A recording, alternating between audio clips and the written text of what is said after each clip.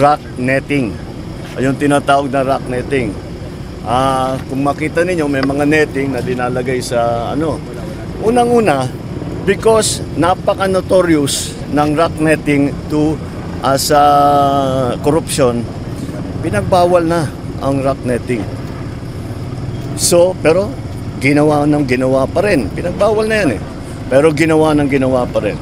Bukod pa doon, kilala ko ang supplier ng rock netting. Ang presyo ng rock netting is 3,200 pesos.